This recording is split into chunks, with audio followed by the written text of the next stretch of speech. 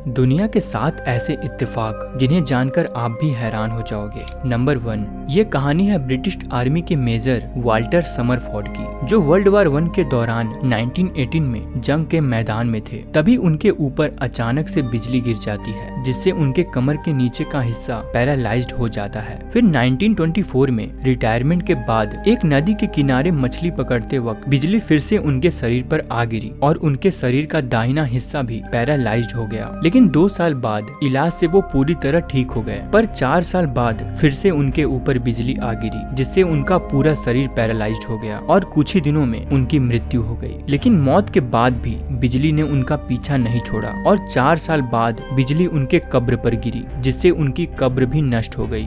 Number 2, America के एक famous writer Edgar Allan Poe ने अपनी एक book the narrative of Arthur Gordon Pym of Nantucket में एक फिक्शनल स्टोरी लिखी थी, जिसमें उन्होंने 4 नाविकों के बारे में जिक्र किया है, जो समुद्र में भयंकर तूफान के बाद रास्ता भटक जाते हैं और खाना खत्म होने के बाद 3 दोस्त मिलकर चौथे व्यक्ति को मारकर खा जाते हैं, जिसका नाम रिचर्ड पार्कर था। लेकिन आपको जानकर हैरानी होगी कि 46 साल बाद 1884 में 4 नाविक समुद्री सफर के दौरान रास्ता भटक गए और भूख की वजह से उन्होंने अपने ही एक आदमी को मारकर खा लिया। इसमें सबसे बड़ी हैरानी की बात ये थी कि उस व्यक्ति का नाम भी रिचर्ड पार्कर था।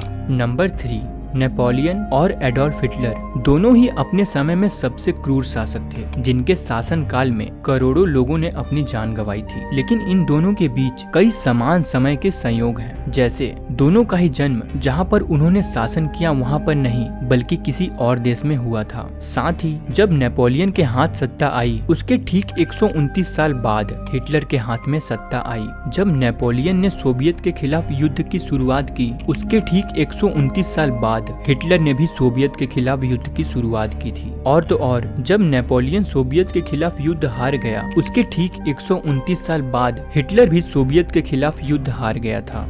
नंबर 4, ओहायो में रहने वाली सिर्फ 15 साल की एक लड़की ने 2 जुड़वा बच्चों को जन्म दिया, लेकिन कम उम्र होने के कारण वो इन बच्चों की परवरिश नहीं कर सकती थी। इसलिए इन दोनों बच्चों को ओहायो में रहने वाली 2 अलग अलग फैमिलीज ने अडॉप्ट किया। लेकिन अलग अलग रहने के बाद भी इन दोनों भाइयों में ऐसे संयोग बने जिसे आज तक बड़े बड़े ह्यूमन बिहेवियर के स्पेशलिस्ट और साइकोलॉजिस्ट भी नहीं समझ सके। जैसे इन दोनों बच्चों को जिन फैमिलीज ने अडॉप्ट किया था, उन्होंने दोनों बच्चों का नाम जेम्स रखा था। जब वो स्कूल जाने लगे तो दोनों बच्चों का फेवरेट सब्जेक्ट मैथ था, और जब वो बड़े हुए तो दोनों की ही शादी लिंडा नाम की औरत से हुई। शादी के कुछ समय बाद ही दोनों का ही अपनी अपनी पत्नियों से डिवोर्स हो गया। और आपको जानकर हैरानी होगी कि उन दोनों ने ही दूसरी शादी की, और जिससे उन्होंने शादी की उन दोनों ही लड़कियों का नाम पैटी था। यहाँ तक कि दोनों लड़कियों के पहले से एक एक बच्चे भी थे, जिनका फर्स्ट नेम जेम्स ही था। 39 साल बाद जब ये दोनों भाई मिले और उन्होंने अपने लाइफ में हुए इन समान संयोग को एक दूसरे से साझा किया, तो दोनों हैरान हो गए। ये दोनों भाई लगभग एक जैसी नौकरी करते थे, साथ ही दोनों एक ही ब्रांड की शराब और सिगरेट पीते थे। क्या इतनी सारी समानताएं मात्र एक संयोग था या कुछ और जिसे समझ पाना नामुमकिन है? नंबर 5, 21 मई साल 2001 में एक पीसी गेम लॉन्च किया गया था, जिसका नाम डेउस एक्स था। इस गेम की स्टोरी में अमेरिका के न्यूयॉर्क सिटी को दिखाया गया था, लेकिन गेम के डेवलपर्स ने गलती से न्यूयॉर्क के ट्विन टावर को गेम में ऐड करना भूल गए। जब इस गलती का पता गेम कंपनी को चला कि वो गेम में न्यूयॉर्क सिटी के नक्शे में वर्ल्ड ट्रेड सेंटर को ऐड करना भूल गए हैं, तो उन्होंने गेम की कहानी को ही बदल दिया और उसमें ये दिखा दिया कि एक आतंकी हमले में वो ट्विन टावर तबाह हो गए। हैरानी की बात थी कि गेम लॉन्च होने के ठीक 4 महीने बाद 11 सितंबर 2001 को आतंकी हमले में इन टावर्स को गिरा दिया गया, जिसमें हजारों लोगों ने अपनी जान गंवा दी, जिसके बाद से ये गेम भी काफी चर्चा में आ गई थी। नंबर 6, इस इमेज को ध्यान से देखिए। आपको भी लग रहा होगा कि ये दोनों महिला जुड़वा बहन हैं, लेकिन ऐसा नहीं है। इस इमेज में दिख रही पहली महिला 1950s की एक फेमस इजिप्शियन एक्ट्रेस जुबैदा थारवट है, और दूसरी महिला आज के समय की हॉलीवुड की एक फेमस एक्ट्रेस जेनिफर लॉरेंस है। हैरानी की बात है कि दोनों की शक्ल हूबहू मैच होती है और दोनों के काम भी, बस समय अलग अलग है।